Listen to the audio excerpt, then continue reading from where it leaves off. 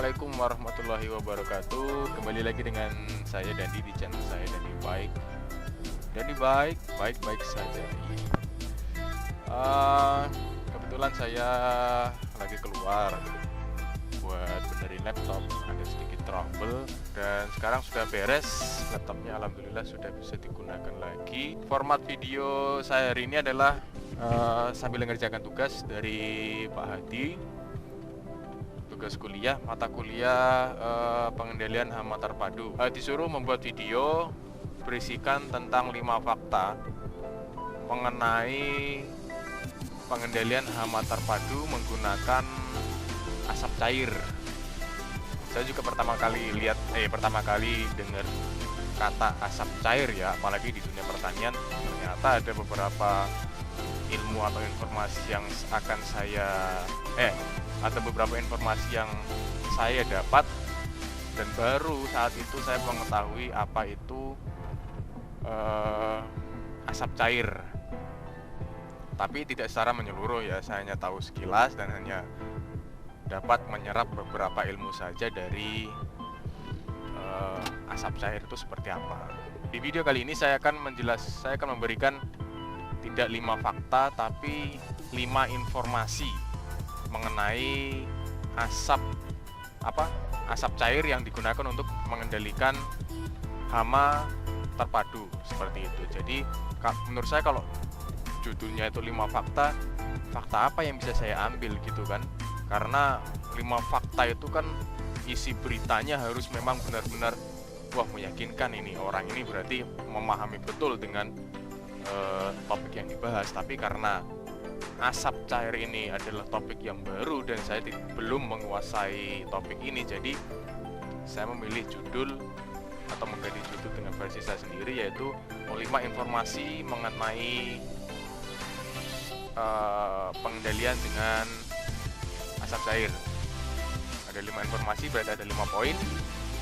Yang pertama, asap cair itu merupakan salah satu pengendalian hama terpadu yang menggunakan atau bahan-bahan yang digunakan dalam pembuatan asap cair itu dari alam semua. Seperti yang pertama, ada dari kulit buah kakao, bisa dari serbuk gergaji bisa.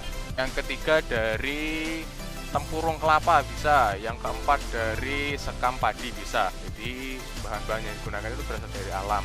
Lalu bagaimana pembuatan dari asap cair ini sendiri? Yang saya tangkap adalah, atau yang saya baca dari literasi beberapa hari yang lalu, itu asap cair ini menggunakan alat khusus dan juga melalui proses kondensasi, dan dilakukan dengan alat-alat yang khusus seperti itu.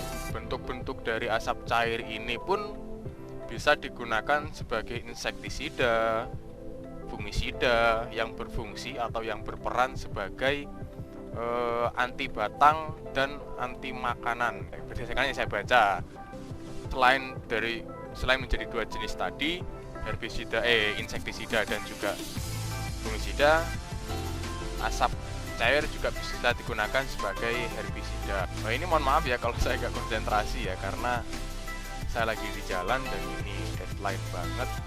Sekarang kita masuk ke fakta kedua atau informasi kedua mengenai asap cair ini. Yang kedua adalah dalam bidang pertanian, asap cair ini digunakan sebagai selain sebagai pengendalian hama terpadu, juga bisa digunakan sebagai penyubur atau meningkatkan kualitas tanah gitu, dan juga bisa menetralisir asam tanah, membunuh hama, mengusir serangga, itu poin pentingnya, dan juga mempercepat pertumbuhan pada akar, batang, umbi, daun, bunga, dan juga pada buah. Juga pada budidaya karet, asap cair ini bisa digunakan sebagai penggumpal lateks atau getah karet. Sekarang kita masuk ke fakta yang nomor 3, yaitu asap cair dapat digunakan sebagai fungisida nabati. Artinya bisa digunakan untuk mengendalikan jamur pada tanaman.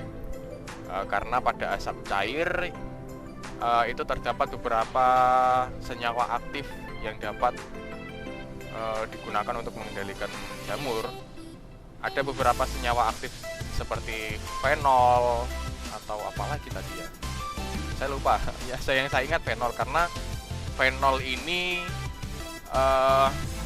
merupakan senyawa yang paling utama karena dia bersifat antimikroba, dan juga pengaruh asap cair ini semakin terlihat ketika konsentrasi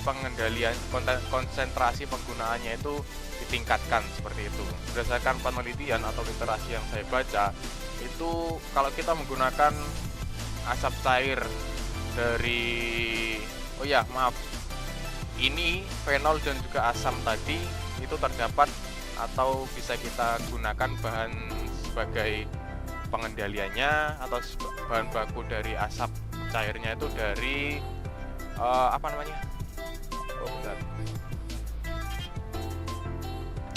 nggak ngelisting loh itu orang.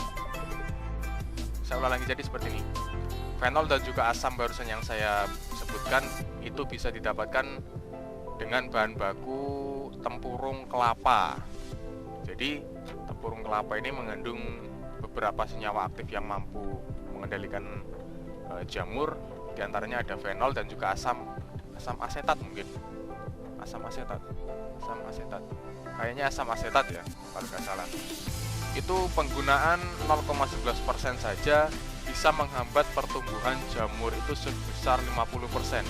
Oke, kita masuk ke fakta atau informasi keempat terkait dengan asap cair ya di dunia pertanian.